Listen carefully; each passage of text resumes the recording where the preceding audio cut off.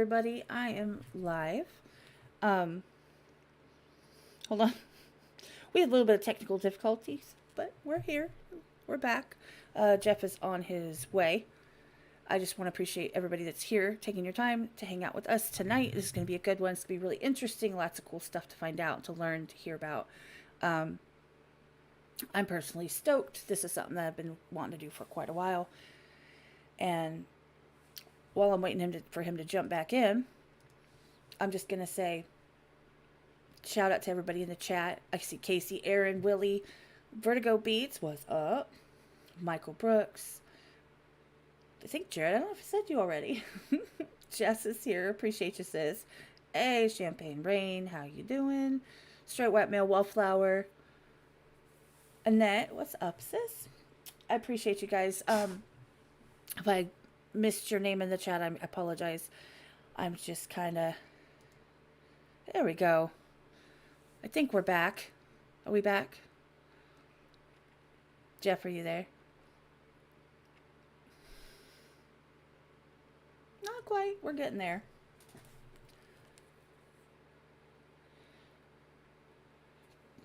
So, okay, let's see. I just wanted to say this is really kind of an honor to have Jeff coming in with us. He actually runs the itsxacoustics.net. If you guys haven't checked it out, there's links in the description. And you can see it over here. Over there on the screen. Just pop into there, take a look, see. Let's see. There he is. Okay. Okay, and you're live too. Are you there? I am. Yay, finally, we made it. Awesome. Now, everybody, this is Jeff Hedback. He is the owner, founder of itsxacoustics.net. Like I said, check it out. I'm going to actually, throughout this stream, I'm going to show you some pictures of some of the stuff. He is a professional acoustic studio designer. Did I get that right? That's very good. Let's go. No, he's got a huge background in music. He plays the bass. He's been in bands. He designs studios. It's like the list goes on and on. When it comes to expertise, this is the person you want to talk to.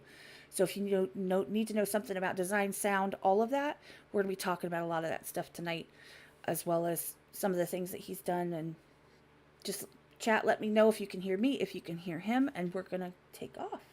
We good?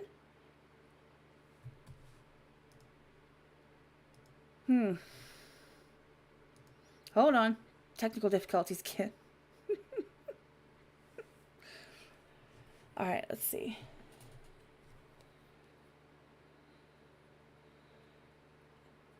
I am. Oh, I hear you again. There we go. Okay. There you are. Can you hear me fine? I can. Okay, good. Yeah, so hopefully it stays there. It seems like it dropped for some reason, so hopefully it's smooth now. If it wasn't a little bit ratchet, it probably wouldn't be me. Definitely, I turned him up a little bit. That should be a little bit better. Well, thank you, Wallflower. I appreciate you for letting me know. I was just telling everybody that, you have an extensive background when it comes to music, when it comes to, well, basically everything that has to do with music. And my lights just flashed. That would be my luck, because my power goes out right now.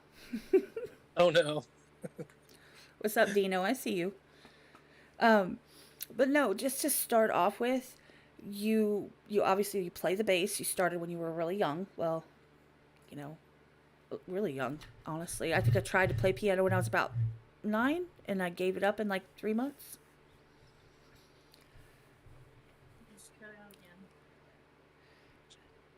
Yeah, she cut out.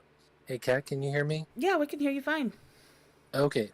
You cut out for a second, but you're back. Okay. Does it help if I talk closer to the mic a little bit? Maybe? No, I think it was just a short drop. So I think we're good. Okay. Now I was just saying, you've been playing music for a very, very long time. You've been in with something to do with music at all times for a long time. So you started off playing bass like when you were a kid? I did. 9 years old. Heard a piece of bass in a song at my friend's basement with his brother's record collection. It's like, hey, that's what I do. I can play bass, and played bass ever since. And you played with bands. Like, you've not just played like on your own in your room. You actually have gone out and on stage. Yeah. Yeah. So, I mean, I, put in my 10,000 hours in garages and basements practicing and stuff, and went to music college, and ended up getting a job out of college as an assistant audio engineer, which led me to playing bass in a band on Arista Records. Oh, wow.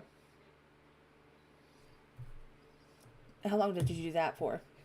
Like, yeah, so that was about a 4-year run, and went through the whole thing of the system of the big record label courting the artist and the artist courting there, and me and my buddies trying to remain the band and not get studio musicians taking over the record. And we did some demos up in Toronto, ended up cutting the record out in Hollywood, and came out Midwestern rock just in time for grunge to hit. So then we got dropped. Oh, damn grunge. But it was a great experience, and it's actually, all these things are part of what's led to xxKaTxx. Well, yeah, of course. Grunge. Hey, Mad Prestonio, appreciate you being here. No, that's the thing, is it's like everything. That was a discussion I got into a couple days ago, like a week or so ago, where it's like, basically, are you the sum of your experiences, or were you always meant to be where you are now, and your experiences are just up on the path that got you there? Do you know what I'm saying? Like, absolutely. You could dive into it, whether you felt like you always meant to do this and be where you are right now, or if you feel like because of what happened and what you experienced that you chose to do this now. I mean, you could look at, it's kind of like both sides of the same coin, right? It is. Yep. Yeah. No, but after that, I mean, grunge, don't get me wrong. I mean, I grew up in the 90s. That was my, like, middle school years. So 90s are actually my jam. So, of course, grunge is part of that. Punk rock, grunge, all that fun stuff. But yeah, but from the record label's perspective, and then I think maybe that can come in. Oh, I'm sorry, Kat, you were saying? No, I think there's a delay is the problem. That's what it is. Yep. Okay, cool. So from the record label's perspective, they're pigeonholing you into a commodity that they can promote and sell. And they'll take a few chances and that, but really what they want is something that's like something else that's popular. Right. And that's always shifting. And a lot of times at the record label level, the people that are your connections are the A&R people, and those guys, they know their job is on the line all times. So they have to produce. They have their weekly meeting, and each one will get a chance to put a band in front of the big label heads, and maybe one or two of those projects sneak through.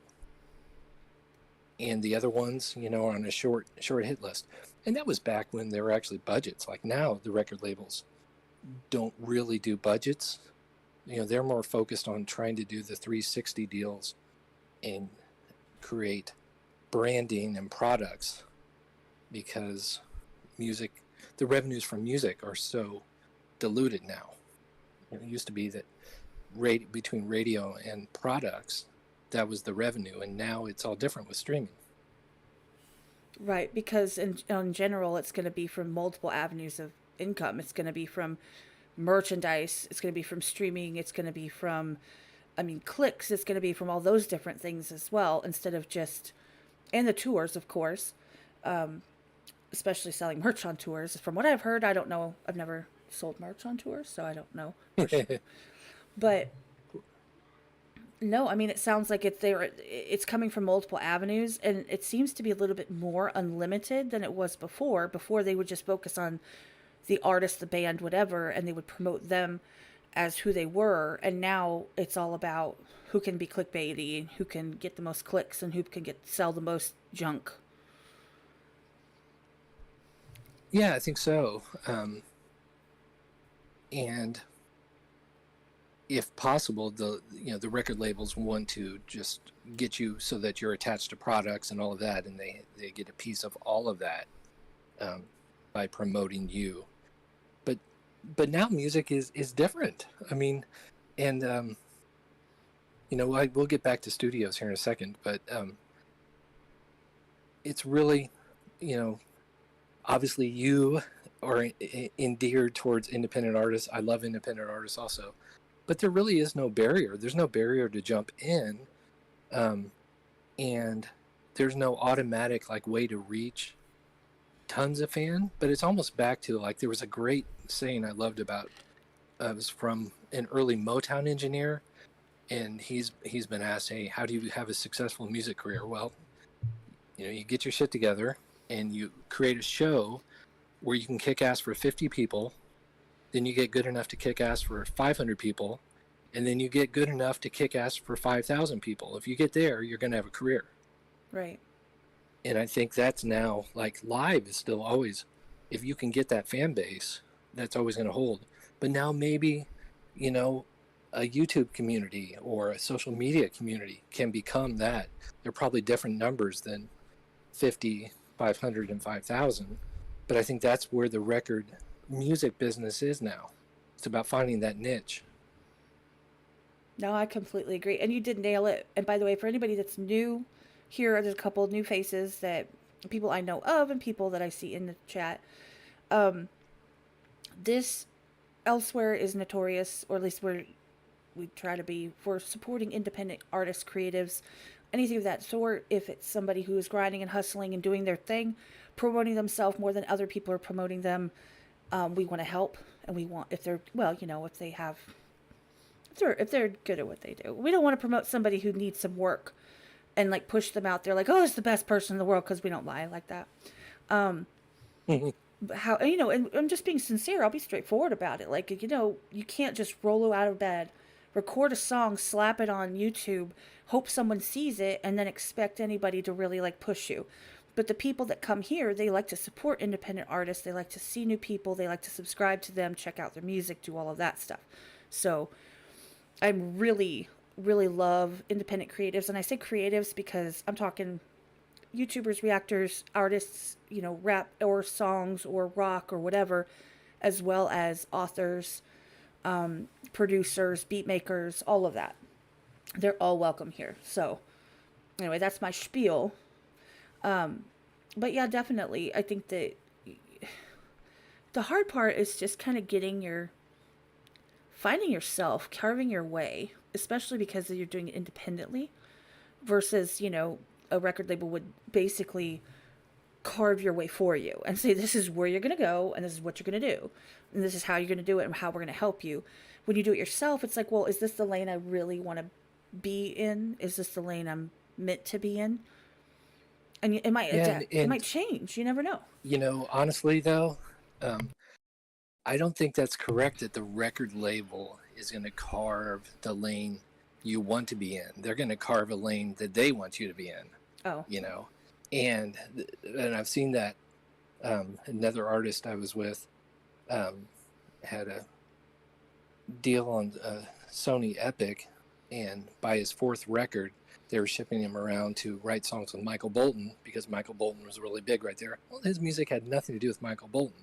But if he was going to put out his fourth record, they were going to have him do all those things and try and force him to be something else. Right. I mean, shout out Michael Bolton and the, was it Captain Jack Sparrow song? That was epic. But my mom listened to Michael Bolton and Kenny G. So I was like, no, I want grunge music. Oops. Right. That was a battle, I'm sure. Yeah, I would tell my mom all the time. By the way, she's not in the chat yet, but if she does, happy birthday, Mom. Love you. But yeah, I would always tell her, I'd be like, they're a Christian singer, Mom. They're a Christian band. She's like, no, they're not. And I'm like, yeah, they are. They really, really are. No, they're not.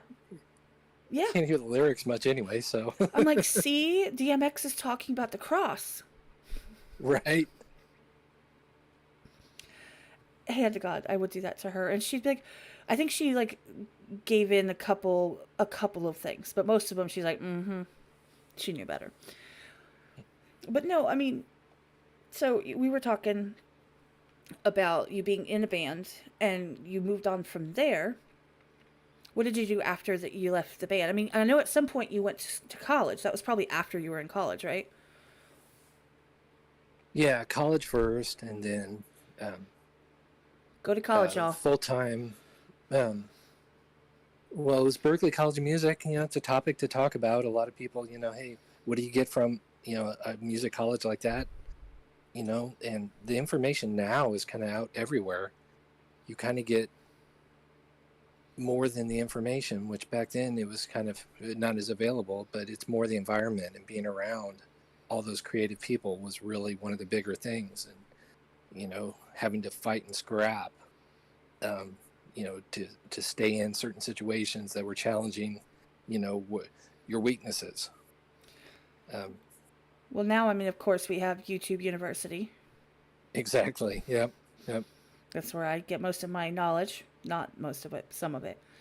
I try to actually get factual information versus like I don't even go on like Wikipedia and stuff because it's useless. What's up, Wolf? By the way, Wolf, shout out to him. He does all of my graphics. Wolf, you rock. And he is a musician, a producer, and he is a guitarist. He shreds like nobody's business. Oh, So, that's great. but yeah, he's a really close friend of mine. So anyway, he's driving. He's listening, but he can't talk, obviously. Um, So after you got out of the bands, did you go like what got you to go on the side of like not engineering, but like studio design? And I have a Yep. question that my mom asked me, and I'm going to ask you that in a minute about. Okay. So I went through, my degree is in music production and in engineering from Berkeley. So that was always my drive and passion as much as playing bass and being a musician. Right. And there was just a phase where the full-time musician thing was in like a little bit of a valley, and there was an acoustics company, and the CEO offered me a deal where, hey, if I gave him X amount of hours per week, I could still play any gig, just give him notice.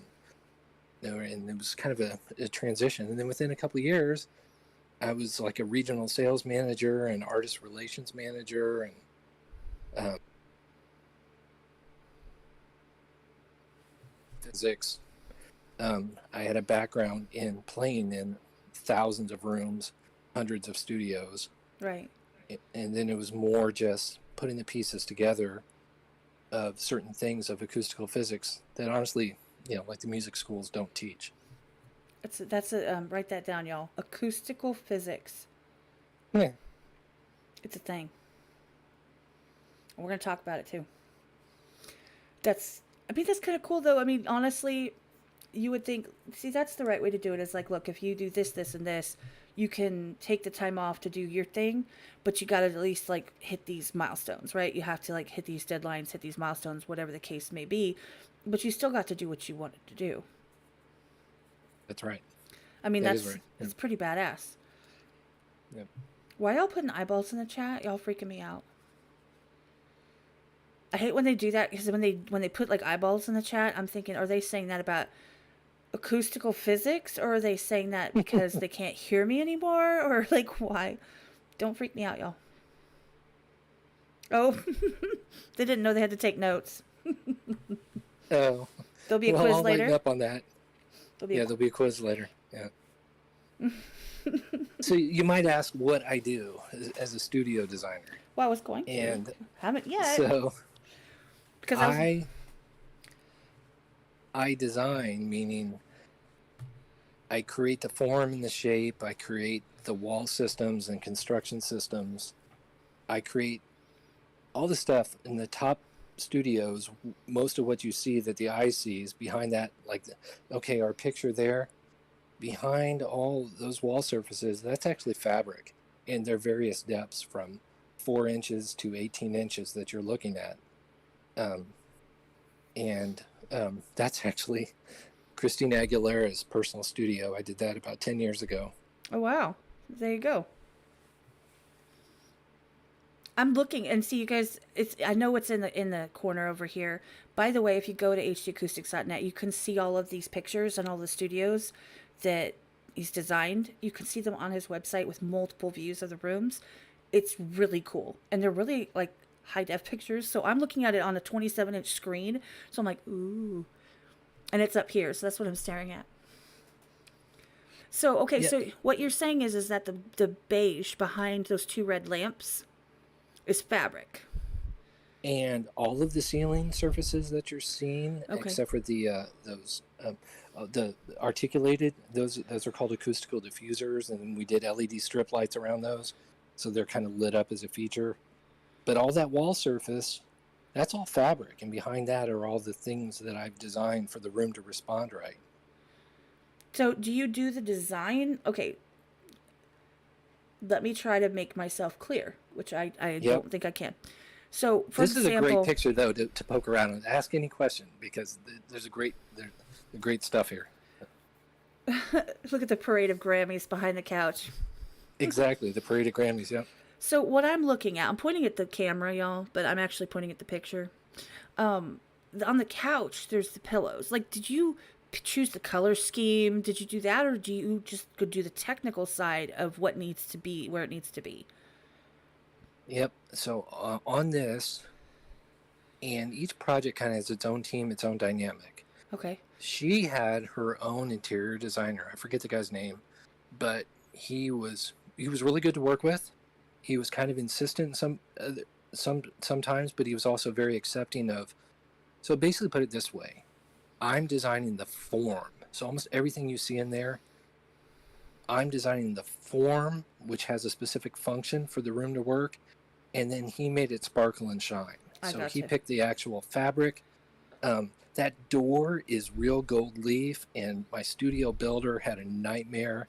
He spent literally 6 weeks trying to get that gold leaf to the interior designer's approval, stuff like that. Oh, So wow. all of the area rug, I said there has to be an area rug, and I selected where the couch is going to be. But he selected the type of rug.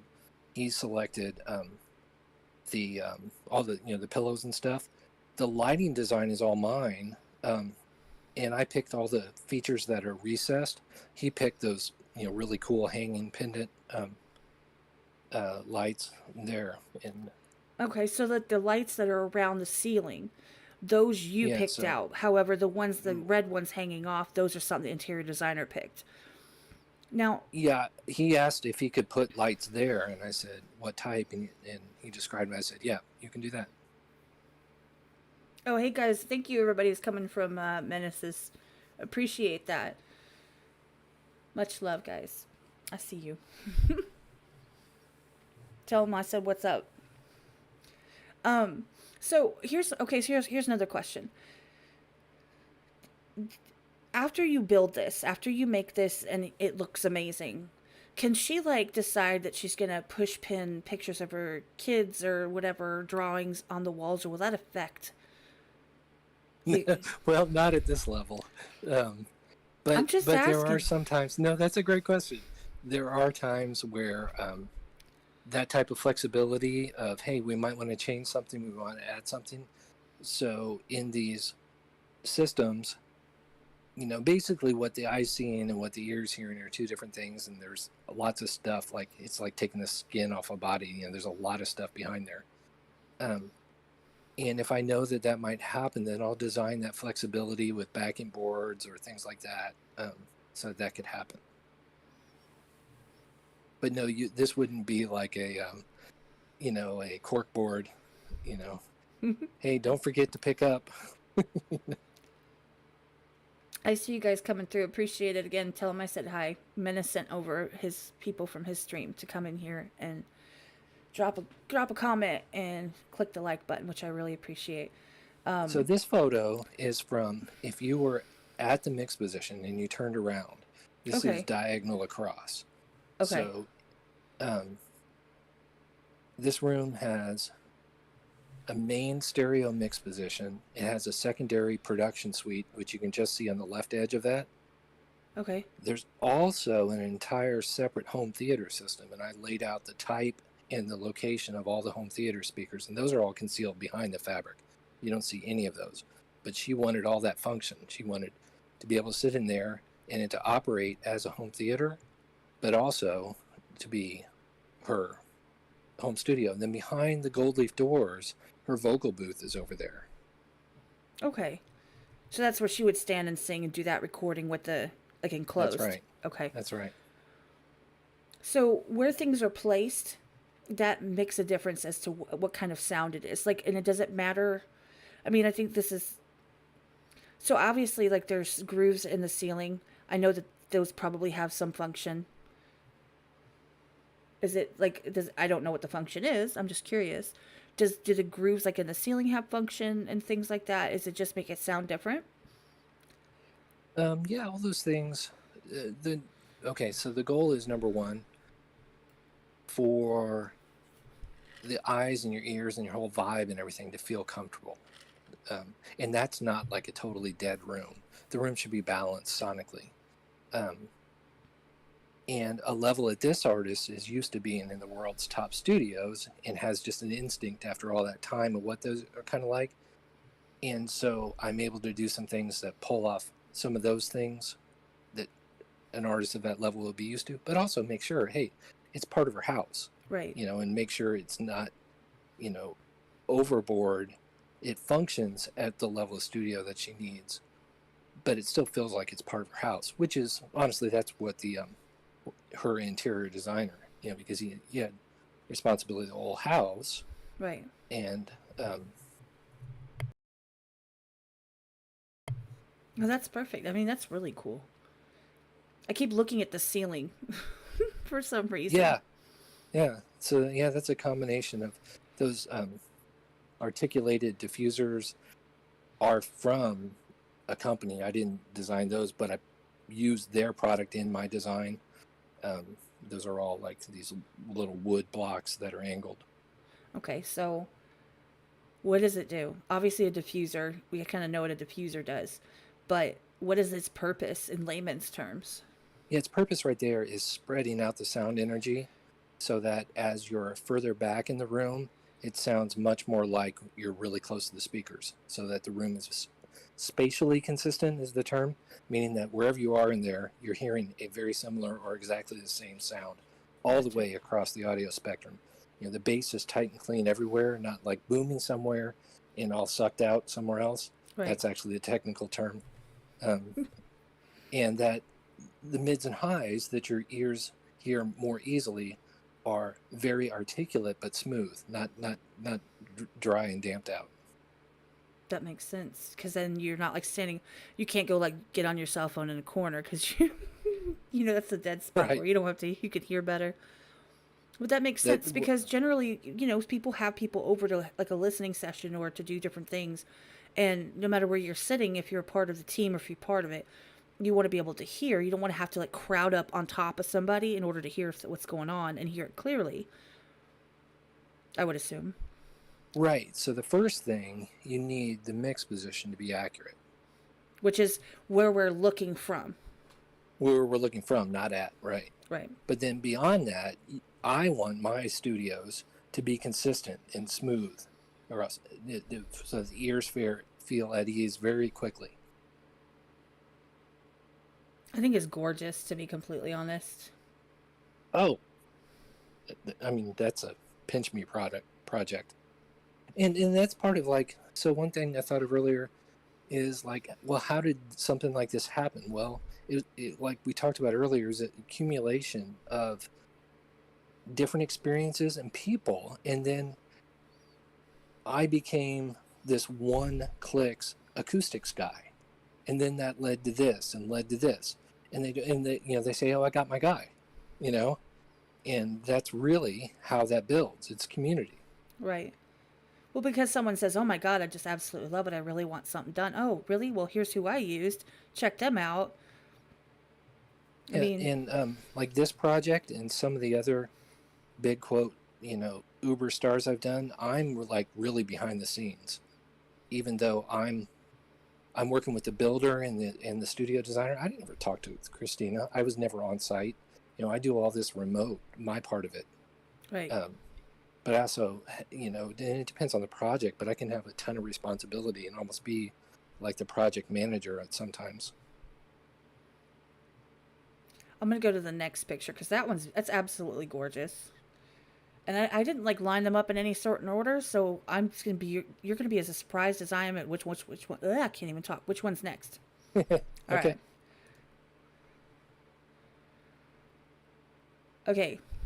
So from what I see in here is obviously you can see that there's a vocal booth at the very far back of the picture, and then to the right a little bit. Is that where like a live band would perform? That's the live room. That's exactly correct. Yep. Okay. Yep. And then of course there's the people who are doing all the bells and whistles. We'll just call them bells and whistles, the knobs and turny things. That's right.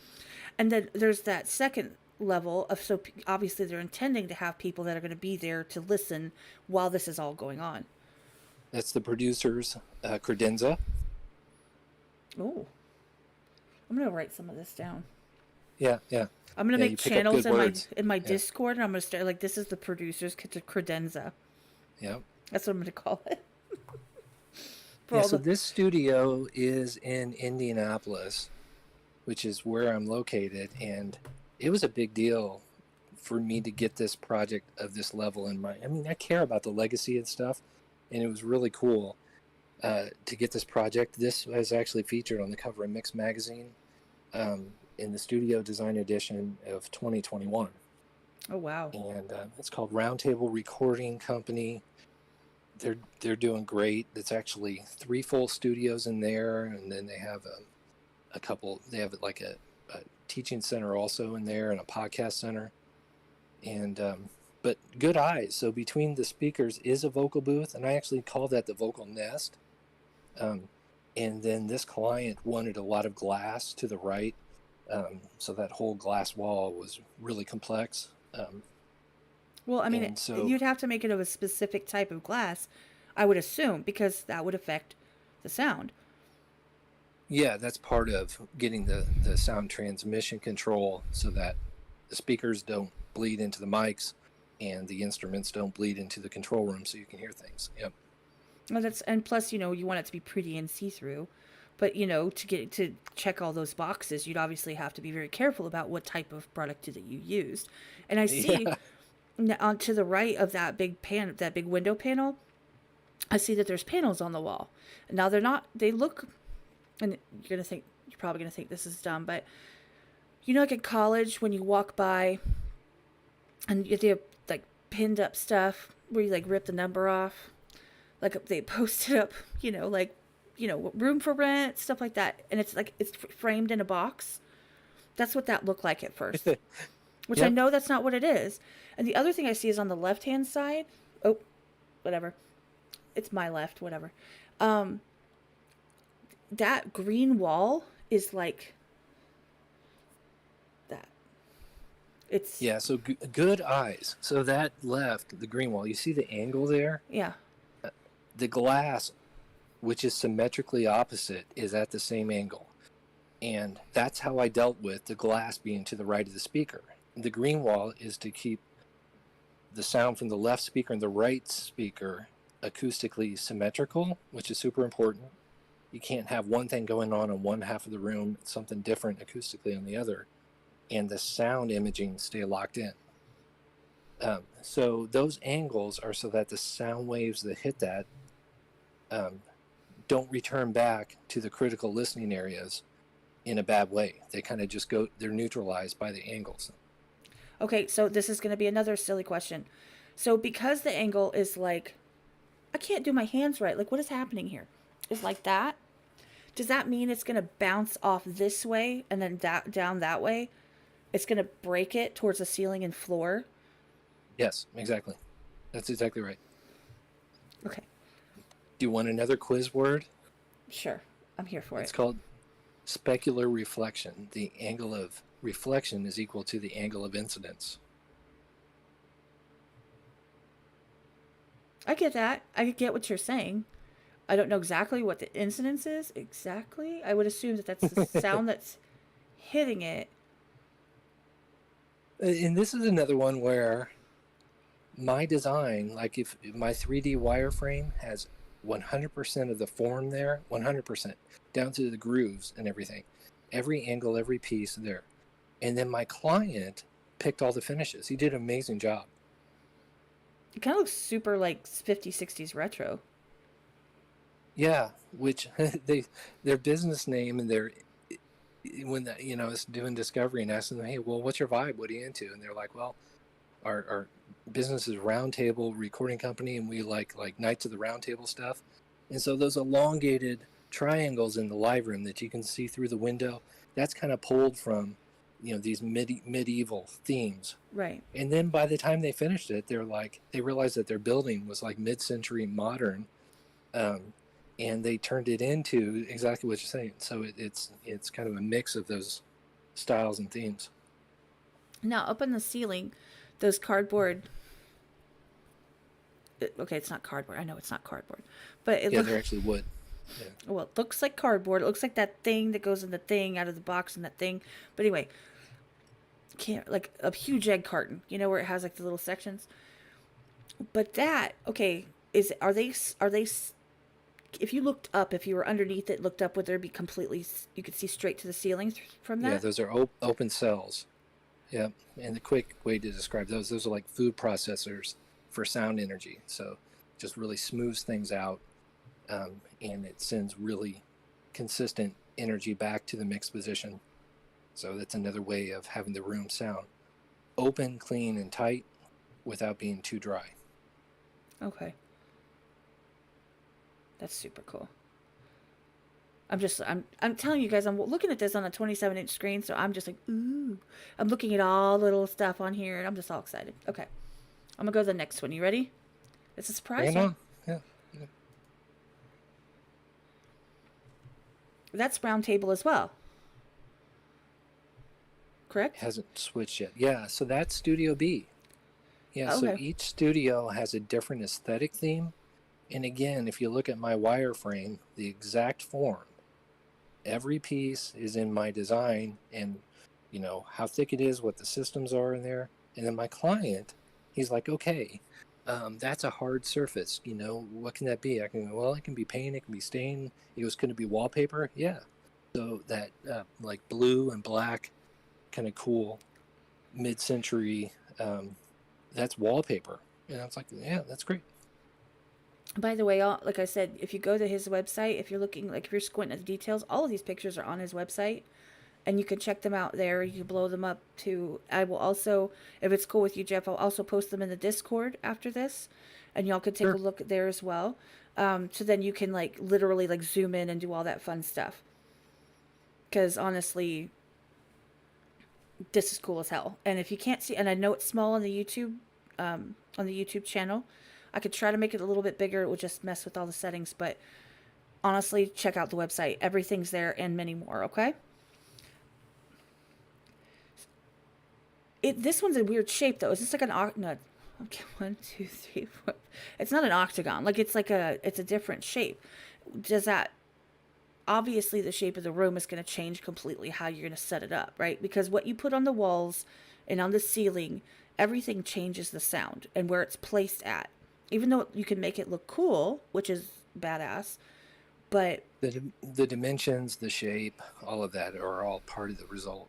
And a big part of what I do before a client even sees a design are really detailed acoustical um, sound pressure mapping, shape models and stuff. It's kind of like you're watching the weather guy and he's showing, the different weather patterns.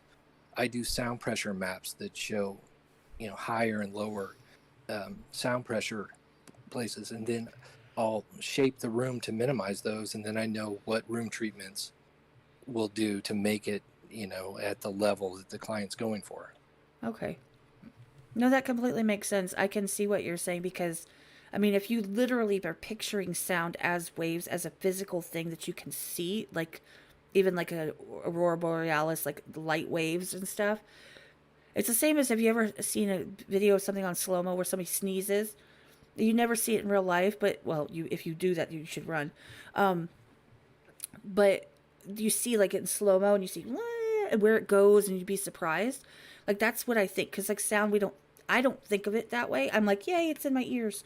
Um, and I can tell I've started to learn doing this and listening to music and being around a bunch of artists and things has expanded my experience to the point where I can say, I say stupid shit. I can say stuff to my family and they're like, huh? I'm like, there's, wait, back in that song, there's like a, what is that? Is that a, like a demon type, like really low, like level, like a, like when they're stacking it, and I'm like, it's way Yep. back here. Or I'm like, why Yep. did they In the lean mix. Yeah. towards this side or that side? I start to hear that now. I start to understand it. So now I'm starting to understand if you have a studio that's not cohesive, right, with being able to really hear some of that stuff, then when someone like me puts on their headphones, I'm not going to hear that because it's not going to be done correctly. That's how I feel about it. Like if it's not recorded right, it's not mixed right, you're not going to hear it right at the end. That's exactly right. And so, I mean, the goal of, like, I was thinking about, what's the difference today between a pro studio, a project studio, and even like a production, room. And ultimately, like, in one way, there's not a difference where like Billie Eilish and her brother work out of the houses, the rooms in their house. And he records everything in his laptop, and that's some of the top stuff in the world. But he also has the experience to pull all those pieces together. So the goal, at one level, a professional studio used to be a commercial business that clients that a lot of times were orchestras or larger groups of musicians. You had lots of expenses. There were usually arrangements. Everything was really planned out. And the professional studio had to make sure that everybody's time and everything was successful. So it had to have total sound transmission control so that if a car is, beeping their horn outside, or there's a train or whatever it might be, that it can run that between rooms and all those things. Now more studios are run by the person who's kind of the engineer, and it can be, there's kind of a, you can't trick physics, but there's a different scale. Like if you're the only person in that room, you need it catered to you. It's kind of like if you're a race car driver, ultimately you get the car tuned and fitted to you. And this was going to be one of the partners' main room. And so I had a first design, and he came back and he's like, man, this is going to be my room. I just don't think it's going to be this. I go, okay, I hear you. And I came up with a whole new design in about 3 days. He's like, yeah, that's awesome. So that's the way that can kind of work. Well, I noticed I don't know, I'm staring, like I said, I keep staring at the pictures because they're pretty and I'm just trying to see what I can see. I've noticed Yeah. that on the walls above the white where it's dark, there's slats. Yeah. So, and if I showed a bunch more pictures to save the client money, I designed a custom slat pattern for that studio that I used in like 6 different ways throughout the different rooms for different functions. But for them, it was them making it once. So these are custom milled pieces, but they were all made from like 2x4s. They were all off the shelf pieces to start with. And so I tried to design efficiencies into, when you're doing, 12,000 square foot space, that was a choice that I made to try to help them keep the budget in play. And, here they're painted black, and in the next room beyond, they're red, they're stained in another room, and they're kind of doing different purposes in different spaces. Ben, Ben T's in the chat. He actually works with beatboxers, and they do, like, obviously shows, where they do battles and stuff. He says that's why shows are so hard. We have multiple folks on the mic, but we can only set the audio on a bass line. So that's the problem that they're having. I'm actually going to that show in December. Well, everything's looking like I am. So yeah, but actually, I think there's a picture in here, Ben, that you it's just kind of cool to see because he designs like open spaces too, if I'm not mistaken. I'm gonna go to the next picture. Sure. Oh, nice. This one, which you'll see pop up in a second, is a magazine cover. I don't know why it's looking so small on the screen. I'm sorry. I think it's just, it is what it Yeah. is, y'all. So that's the round table again. So we don't need to spin. But this is that Oh, room from inside the live room, from in the live room. Yep. Yep. looking towards the room that we were looking at a minute ago. Through that big glass window. So that glass window is like 9 feet tall. It's, 2 sections of 1-inch laminated glass at the angles, and it's like, I think that's around 10 feet wide. Wow. But nobody throws stones in that studio. Well, it's nothing's going to happen to that. Laminated glass is like windshield glass, but this is super thicker. Well, that's really cool. Like the live room, I mean, you literally could get a lot of people up in there. Yeah, they've done, I think they've done a 20-piece type string horn section in there. 21 stellar spaces from the world's top studio designers. There you go. And that's the cover, too. Yeah, it was 2021. That was like, I was shocked. I'd been in the Studio Design Edition many times since like about 10 years ago, but all of a sudden this year I got the cover. That's awesome. And you deserve it. I mean, it's pretty awesome, I think. Thank you. I think these pictures are getting smaller, but I don't think it's not your fault. It's mine. I could try to zoom in a little bit. Hold on. If the stream goes ghetto, get over it. I'm just trying to make it bigger. There. Sort of. See? Now there's your zoomed in version. I'm going to put it back in a second. That works. Yeah. So so this is another one in Indianapolis. So this is, sometimes my clients, they become really good friends over time. So this was one of my earlier projects, maybe 2008. And John came to me and said, hey, I just got a $3,000 gift certificate to Lowe's. I want to do this. Can you design stuff that I can buy from Lowe's? And that, my design fee was separate than that. But so that's the control room. There's a vocal booth that I designed next to it. And then that was his house. He now has moved out of there, but he's got a separate production suite. He's got a lounge. And now we're building a real Studio A right now. So the thing about that is there's the stuff that makes it function sonically, but then he had his artist tag everything. And it's just, it's just the creativity and the vibe is what I dig about what John's done. Well, and what's really cool about this one is, like I said, you guys, you can go on the website and see the full pictures, and you can see it. You really want to look at this one for sure. It's really neat because I'm seeing where it says City Dump Records off of the ceiling. They're hanging. And those panels are at an angle. Even though the whole picture is at an angle, you can still see that they're at an angle like this. And again, that's exactly to the design. He goes, hey, can I tag those? I go, yeah. Right, because as long as they stay in the spot that they are. I mean, okay, so out of curiosity, what if they tag them completely, the whole thing with, for example, paint? Would that change the acoustics because it's now a different... Yeah, it could. You can't plug the holes. That's actually using just common pegboard. And then there's acoustical insulation above the pegboard, and the angles are specific. But if you plug the holes with thick paint, it's not going to work right. Okay.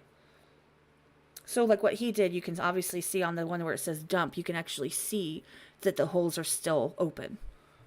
So as long as they keep it, like they can't just like cover that with like a poster, because that would change everything. That's right. Okay. That one's really cool. I like this one. It feels like you're in somebody's like studio in their house. Well, that is his house. And I was thinking maybe if we ever do another one, we'll bring John on and talk about the difference between having studio equipment and being a studio owner, because that's a whole different job. A lot of people think they want a studio. Well, it's great to make your own music, and the technology and everything is so available now, and I love that. But being a studio owner is a whole different job. Right. And he's really done a great job, to run a successful 2-room, it'll soon be 3-room hip hop studio in a mid market for close to 15 years. That's good stuff. Oh, that's totally cool. And it's like kind of grungy. I'm not saying that in a negative way. I'm Exactly. saying No, that, in a okay, good way. Yeah. that's awesome. I'm going to go to the next one. Let's see where we're at. There was a next one. I think they might have been before the other one. Hold on. I'm going to go back. Let me go backwards. Okay.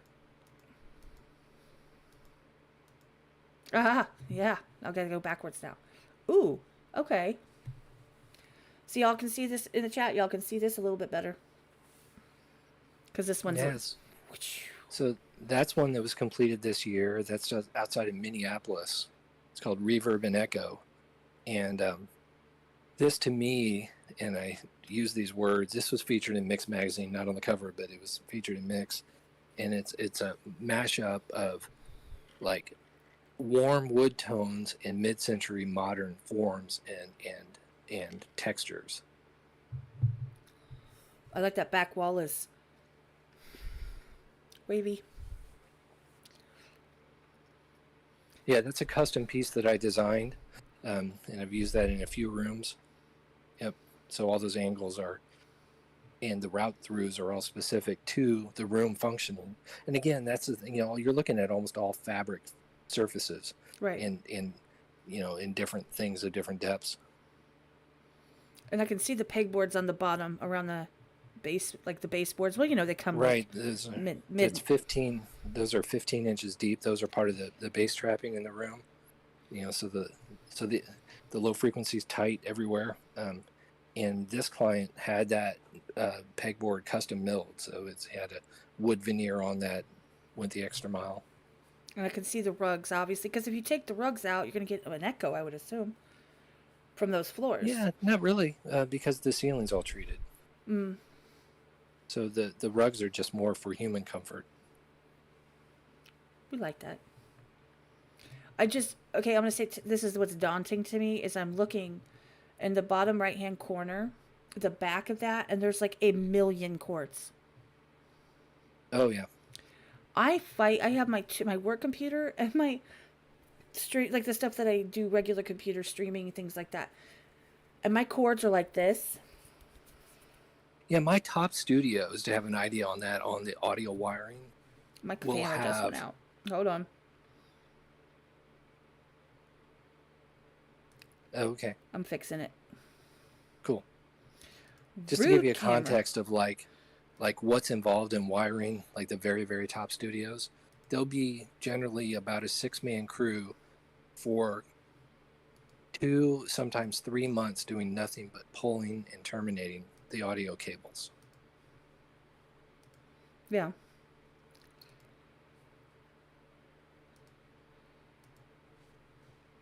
I am listening. I'm just at the point now where apparently I am disappeared off the face of the planet. See, y'all, if it wasn't like this, well, you know what? I'm just going to disappear for a minute, y'all. My camera's not responding. It's okay. No, but that's the thing. I'm sorry, I didn't hear that last thing you said about the cables.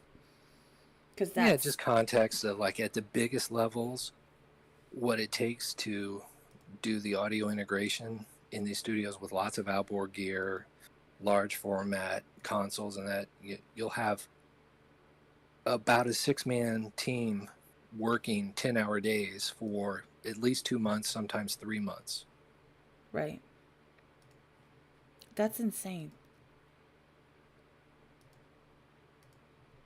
That's really crazy because, I pretty much would get lost, I believe.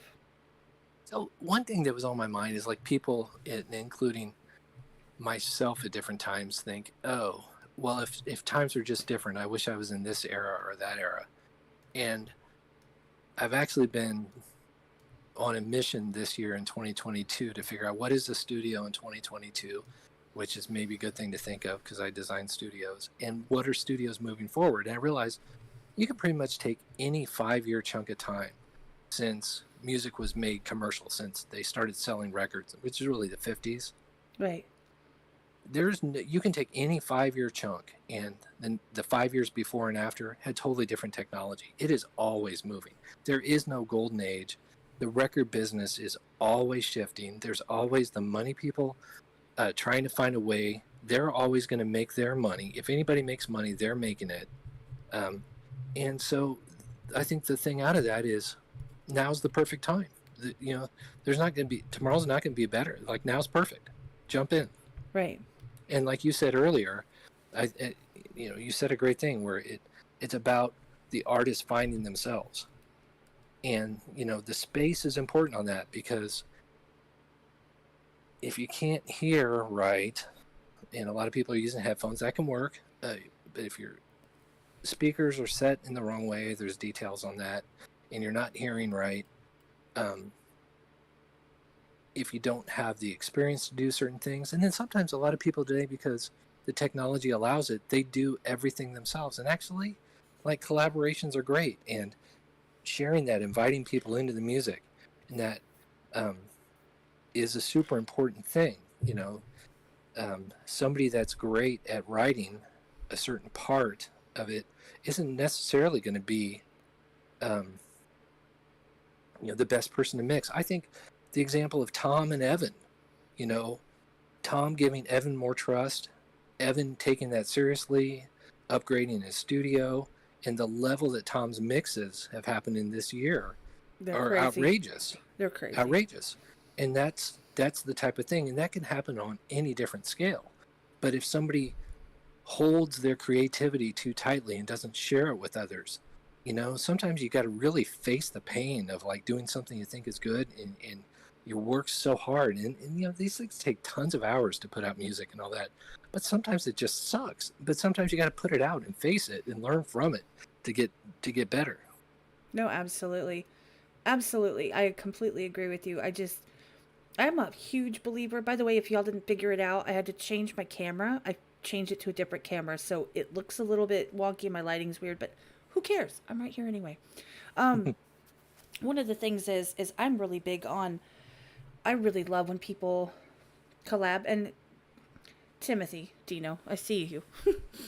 I will ask your question in a second. Um, I'm really big on people collabing and sharing knowledge and sharing what they have or what they can do, or lifting each other up or helping each other up. I'm really big on that. Like, I mean, and not because I'm still small. Like, that's not what I'm saying.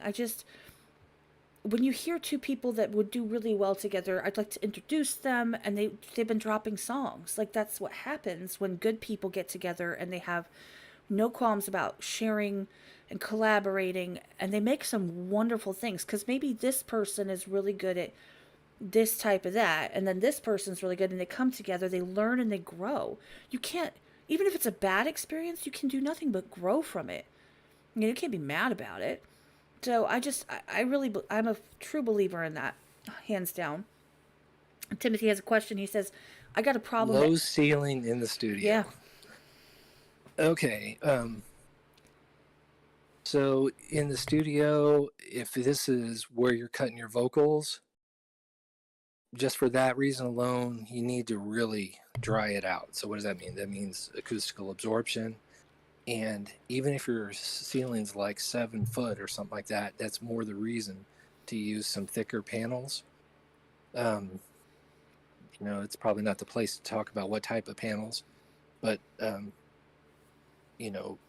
cheaper acoustical foam's probably not going to cut it, but maybe something from Home Depot or something, of looking at like a 3 to 6 inch. I know 6 inch would be, maybe more than you'd think of doing, but drying the ceiling out would be the first thing in a small project studio with low ceiling, is really doing that. So looking at mineral fiber from a Home Depot or Lowe's, and then getting like a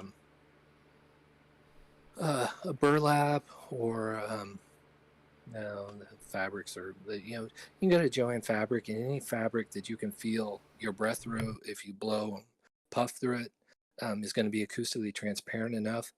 And do some simple framing and staple the fabric really nice and clean. Take your time on it. On the seams, put some trim strip over it. That would be step number one. I don't know what rock wool is. Yeah, that's just a type of insulation. So there's like pink fluffy insulation, and there's like the brown kind of more. It's not quite a panel, but it's just a different type of insulation, and it's you can pretty much go into any of the Lowe's or Home Depot box stores and get a mineral wool or rock wool, and and be in the game. Yeah, That'd be a good start. that was a really good question. Super good question. I'll go to the next picture. With surprise. Oh, snap. Okay. Good job, Timothy. You use rock wool. Good job.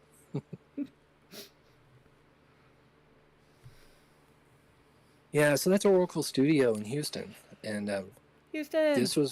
this was my first large, meaning multiple room facility that I designed that was built, finished in 09. Scarface did his last record in there, or at least one. I'm not sure if he's done anything since then. He probably has, but he's done a lot of work out of there. And sadly, Jason, the owner, my client, just died 2 weeks ago. So there was a gang hit. He was actually outside of his studio there, right on the curb, and I think he was mistaken for somebody else while the session was going on, which is tragic. But this is the legacy. Love this studio. So all those walls are a special type of concrete block. They have acoustical properties, and the form and all these things we've talked about, everything. So this is a real, juxtaposition of acoustical function that has concrete, polished concrete. I designed the wood paneling on the ceiling, the acoustical clouds, all the lighting, and he had great taste, great vision. He was really into these amazing synthesizers. That synthesizer that you hand patch there to the left is like from the 1970s. It's called a Buchla. That's like a 6-figure vintage top, uber elite synthesizer. So if you're making your beats there, you're getting something that nobody else has ever heard. Wow. I was going to ask about that actually. The one on the far left, like on the wall with the. Yeah. It's called a Buchla. So all those, you patch from one place to another and you create the sounds. That's crazy. Because I will pretend like I know what that means, but I know that there are beat makers in the chat right now, and I know that they understand what you're saying. So I'm just thinking. Yeah, that was before. That's all I think is about. A synthesizer that happened before they were attached to keyboards. It was okay. Just the circuits. So you make the sound, but you don't press a key to do it. You actually have to make the sound. Yeah, it then connects to a keyboard after that, but all the brains of the, now they're little digital chips, but, that was. That's crazy. And hey, thank you for the condolences. And I was going to say sincerely, I remember when that was when your wife posted that. And I was just like, that's horrible because, just minding your own damn business in front of your own damn studio and, someone screws around and, it's just horrible. I'm sorry to hear that. And I mean, this is amazing. It's beautiful. Is this still up and going or did it go with him? Well, I don't know what its future will be. I'm not sure anybody exactly knows. But I'm going to guess that it's going to continue on. I would hope so. I mean, it's absolutely gorgeous, to be completely honest. That texture on the ceiling, I can see the wood, and then the one that's the second, I'm going to call it the second ceiling, because you know what? I can. The ceiling and then the second ceiling, it looks almost leathery. Like a vinyl texture. It's like it's a black, almost acoustical vinyl. It is like that. So yeah, good eye.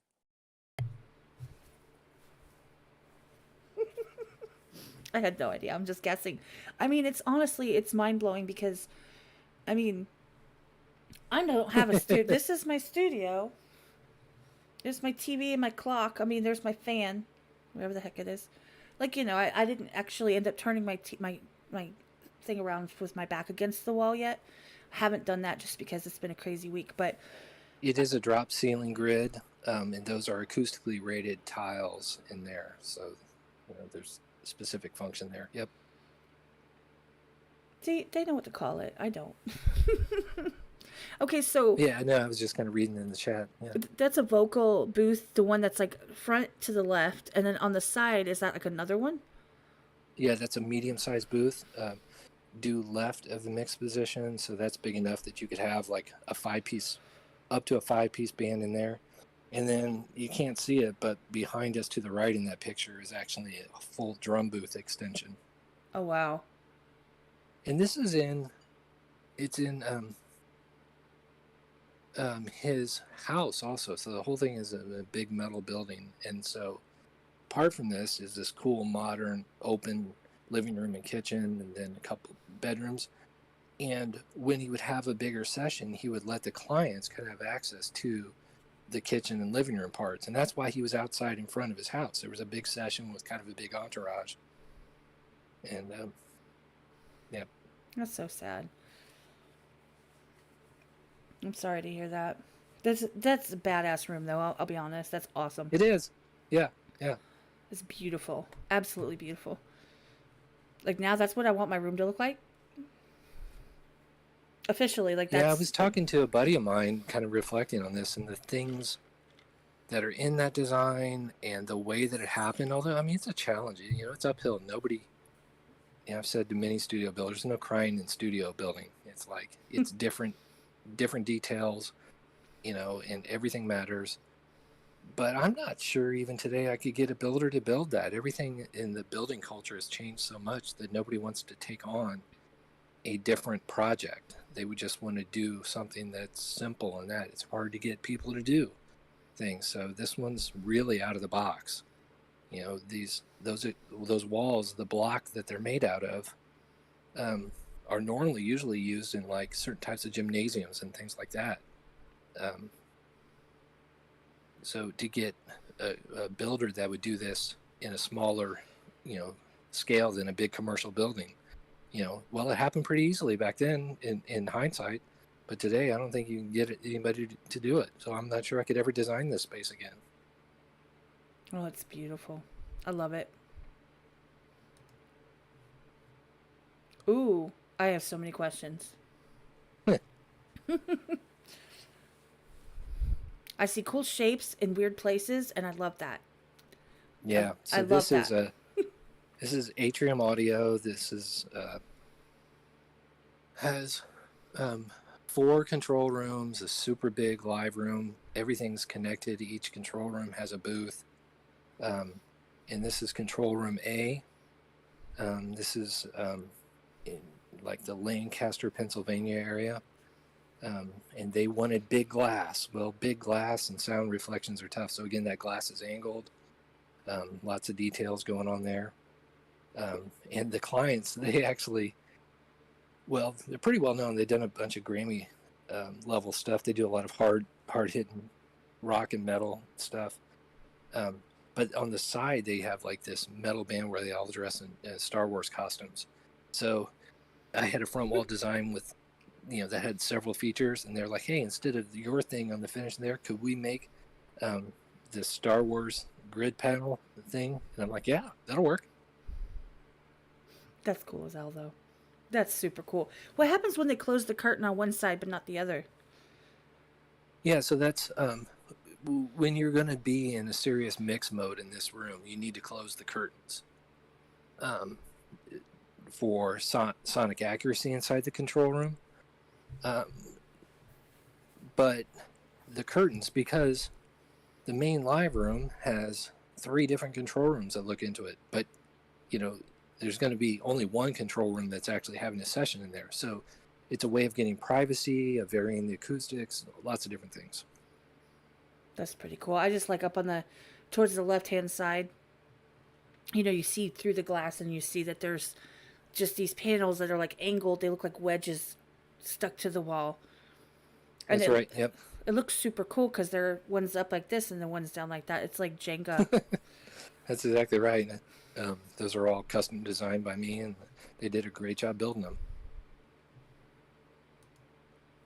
Holy. This is the same studio.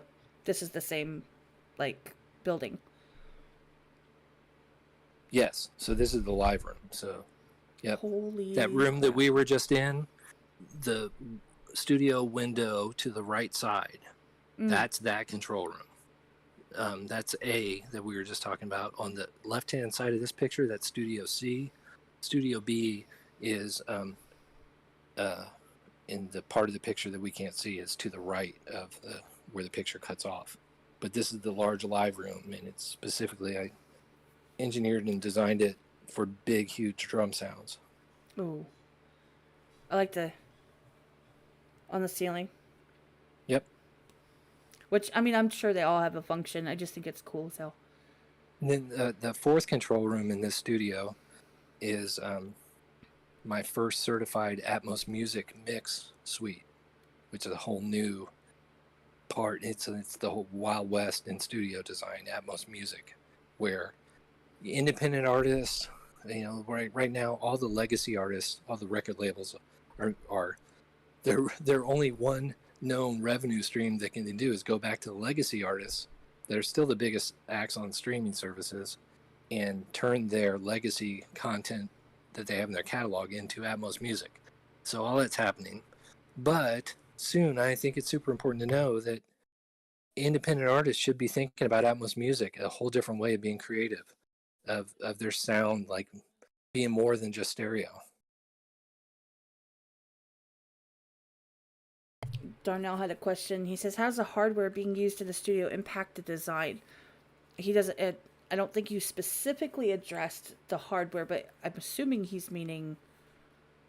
I'm not Yeah, quite. well, one of the really earliest parts of the design process called discovery, which is a big catch-all term, but it's finding out the type of technology. Um, are they all in the box, meaning just a computer? Do they have a hybrid with hardware pieces? How much rack gear? That and the design decisions are made to create a system. And you also want to have enough flexibility because, like I said earlier, any 5 year chunk you want to take of what a studio is or the studio or music or anything, it's changing. Right now, tomorrow, it's already changed. So So what you if want to make sure that things can adapt in the future. I was about to say, what if they upgrade? What if they change what they're using? What if they would you have to kind of redesign the space a little bit or like adjust it? Um, well, if I do my job right with discovery, there's enough flexibility for those things. So where monitor sense and rack gear, super important. Um, you need to be able to get good function. Those hopefully you can have your ears in the right place. So if you go to your rack gear, you can make adjustments and still be in the sweet spot. With sense, it depends if you have like a MIDI controller right in front of you and that's the anchor of that. That's going to be a centerpiece of the studio. Everything's kind of designed around um, visual monitors and studio monitors. Too many studios today put their visual monitor with their DAW right in the path of the studio speakers, the audio speakers. And I get it, man. Everybody's eyes are tired in that. But that is actually a reason why there's a bunch of shit out there being put out. And people don't even really think about it. They're not even letting the sound of their monitors reach their ears before they're blocking it with their editing screen. Well, you got to see the screen too. I get it. But so trying to find things within an arm's reach of yourself and cleaning up that, is really a first step that a lot of studios could do. That's a good question.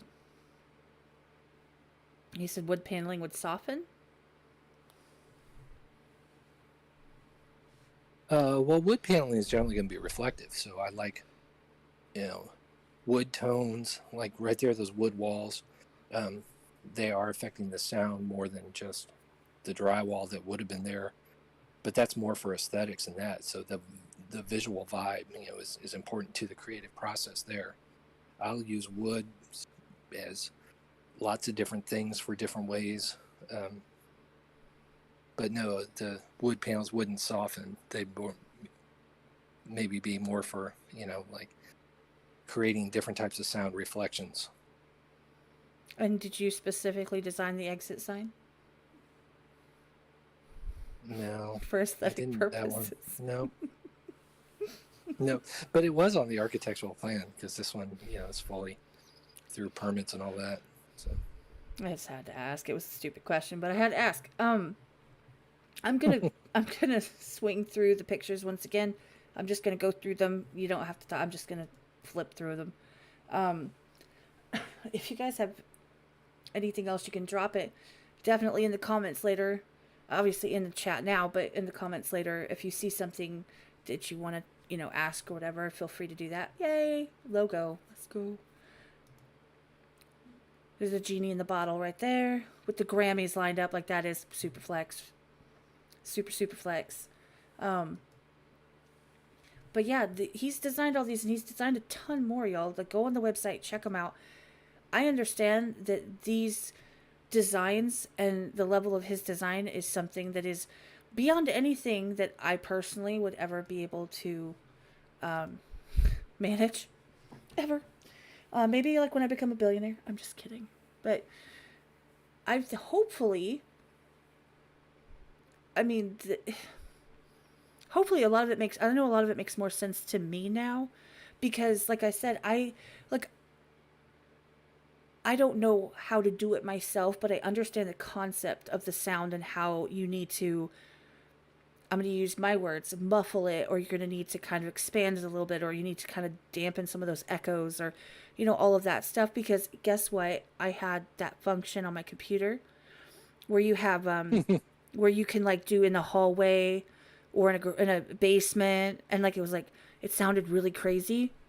yeah, the different So reverb, decay environments. Yeah. And I'm somewhat smart. I kind of get it. Hey, Freddie. I get it. I don't understand how to apply it though. That's my issue. Like for example, I don't even know how to fix the noise gate or the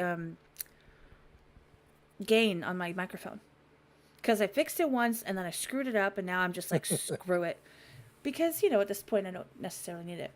I'm curious about which is considered more important, a good speaker versus a good room. What's more important? I would pick an average speaker and try to Vertigo makes some of the coolest beats, up and coming artists right there. And a average speaker rather than a great speaker to start with and trying to put it at the best possible place in a room that's untreated would be the best equation. So if you don't have a treated room, you don't have budget for the best speakers, don't even think about buying the best speakers. Get good speakers, which today are probably going to be $700 to $2,000 a pair. Somewhere in that budget, there's a lot of options, and putting them in the right place in the room, which is a whole different topic for another day. But one of the things you can have a lot of control if you understand how powerful it is the impact of where you put your speakers, where you put your ears in the space. And that's free. But a lot of people get locked into things and say, oh, well, this, wardrobe's got to be there, or this bookcase has got to be there. And again, it's like, well, if you actually moved your speakers over there, it'd be better just to start with. And that doesn't cost any money. So that's how I would answer that, Vertigo. Boom. One more question. What would be the number one design you'd suggest for a home studio? Something like Yamaha. Oh, he's talking about something else.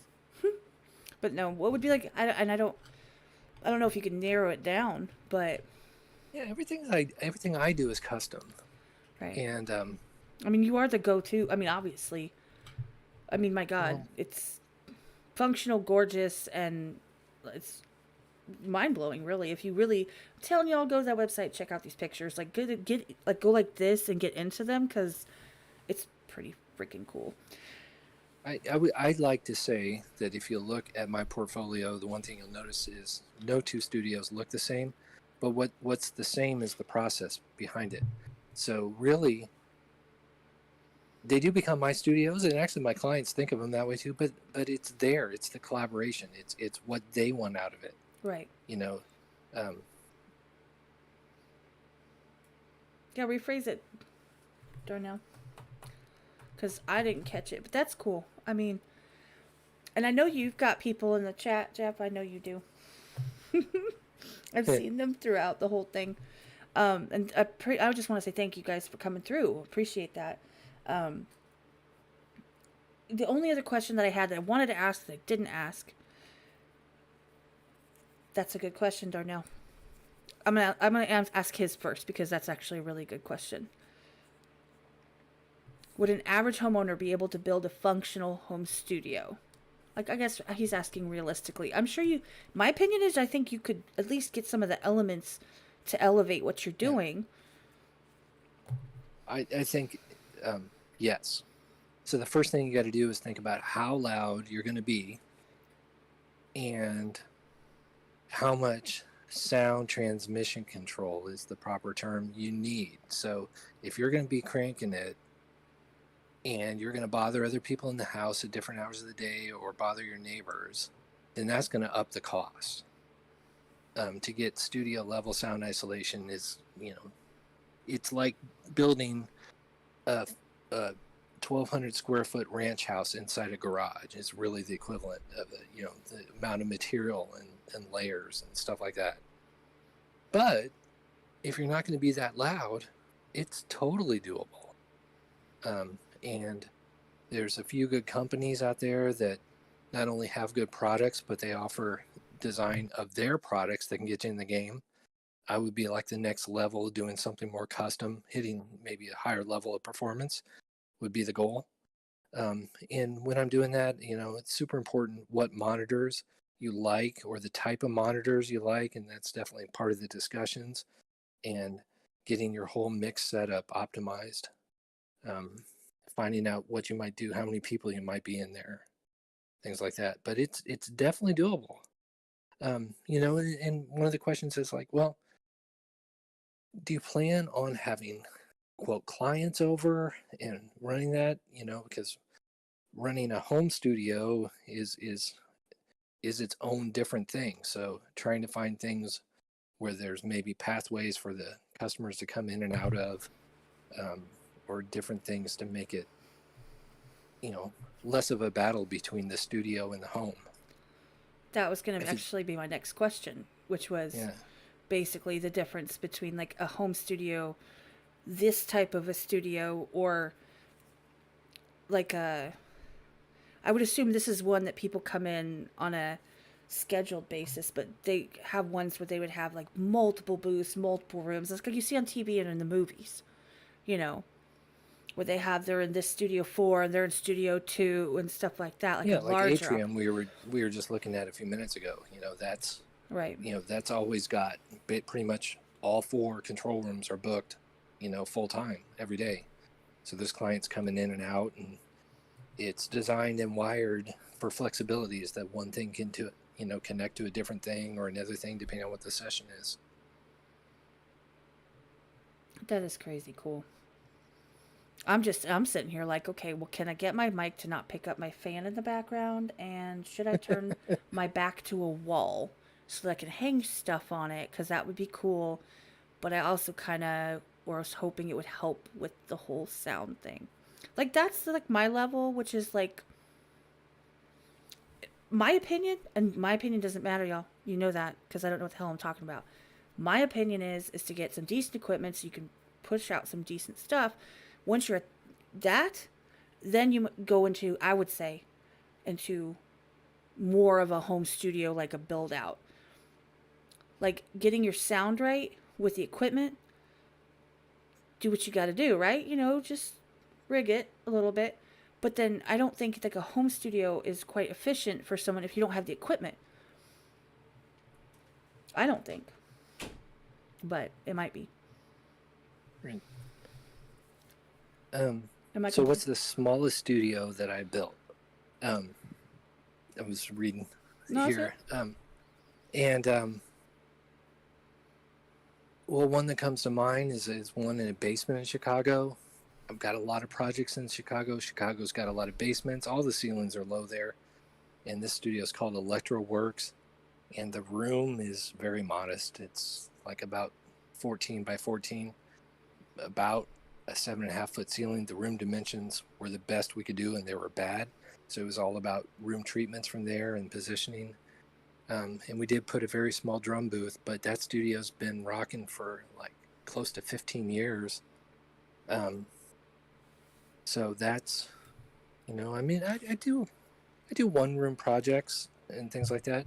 When you're talking about build, that kind of implies maybe you're starting from scratch, which part of what I do is stuff from the blueprint, from the ground. There, a lot of what I do is, renovating an existing space. I would say, as a theme, my clients are pros or they're hobbyists that do pro level work. I don't usually have a lot of clients that are just starting out. You're going to fly over here and design my studio? Rude. I'm just kidding. Where are you at, Darnell?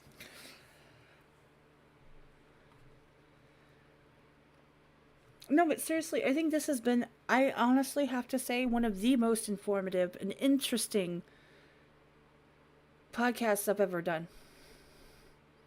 And that's the God's honest truth. Like, Well, you know what I like about it? Now Rain knows what I do. finally, pay attention, Finally, woman. yep. Finally. And honestly, I just think that, I think that Cincinnati, good stuff, Darnell. any artist, Midwest, any beat maker, anybody that does anything, any podcaster, just to kind of see and hear about some of the elements that are put in and kind of what they're for, and see a setup, to even get an idea, even on a smaller scale, of, hey, I might want to look into this, I might want to see that, this is what I could be. It's also a goal to, attain at some point, to get something like this, to be at that level. But also all of the knowledge that you've dropped. I mean, the wordplay, my God. Acoustic physics. I'm going to Google that later. I might actually give my community a quiz. Haha, Ben. Not funny. But no, I just want to I want to thank you for taking the time to sit here and talk to me. And it's great, Kat. Thank you. I mean, honestly, and to put it in layman's terms, to talk to me in a way that you're not going so technical that you lost me like back there and around the corner, but yet to make it so easy to understand, it means the world to be able to understand this kind of stuff, because it matters. I love it. I think it's amazing. I love to know all the details about how things work and what they do and why they do things. Even if I don't apply it, I'd love to just know. He's going to get some acoustics drop ceiling panels this weekend. There you go. But no, thank you for taking the time. I know you were a super busy guy.